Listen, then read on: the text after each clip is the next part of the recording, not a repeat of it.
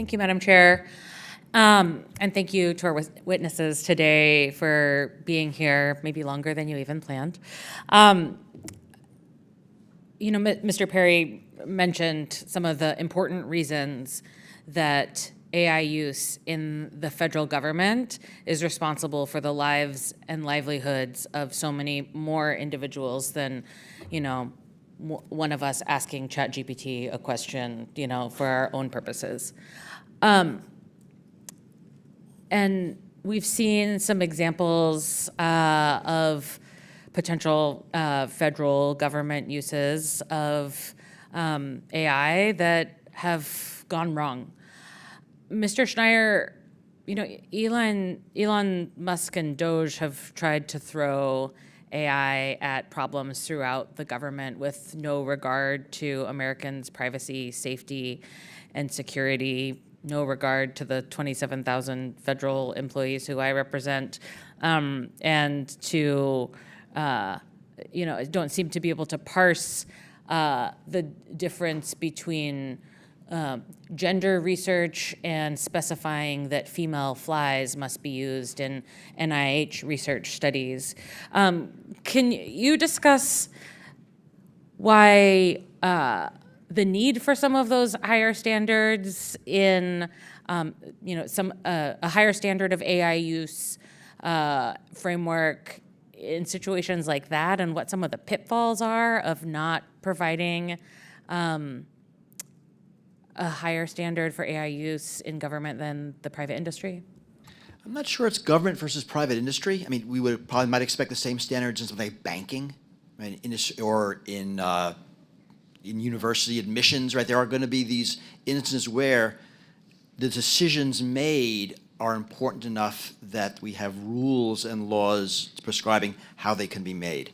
And it's really a matter of making sure the AI is suitable for the task, being able to audit what the AI is doing, correct for mistakes. And in some ways, it's replacing humans make mistakes all the time. And we as a society have thousands of years dealing with human mistakes, from like double entry bookkeeping to checklists of surgical equipment to make sure they're not left in bodies. We know when a human makes a mistake how to deal with it. To the extent that AI makes human mistakes, we're covered. But AI makes different sorts of mistakes. So a lot of our systems for dealing with them just don't work. So when I think about an AI being used, something important like a benefits administration, it's going to be how it's used. So I'm going to make this up. Like, we'll have the AI do the work, but it's only allowed to say easy yeses. Can't say no, just say yes.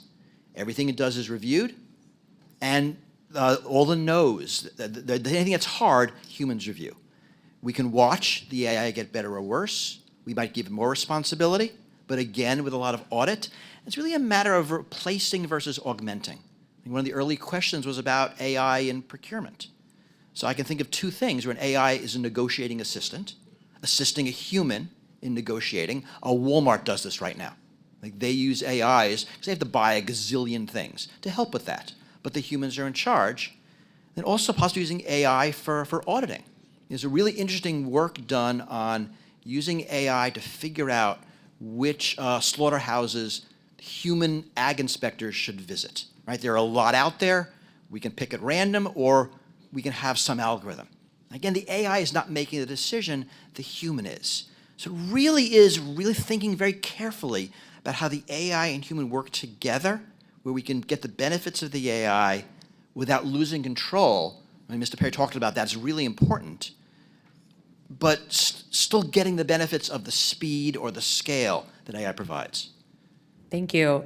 I think that is a key difference that many of my neighbors and constituents are talking about. Use technological tools for more information, for data gathering, for the ability to distill things. But when we're talking about, say, the life and death of individuals who depend on NIH-funded research, or decisions that have to do with termination of individuals because maybe they wrote an email that says a word that people don't like in it, this becomes really dangerous and has real human impact. So putting in safeguards so that DOJ doesn't continue to make mistakes that are unable to be quickly corrected and that have real long-term impacts, I think is very important for us as an oversight committee to keep on top of. Thank you, Madam Chair.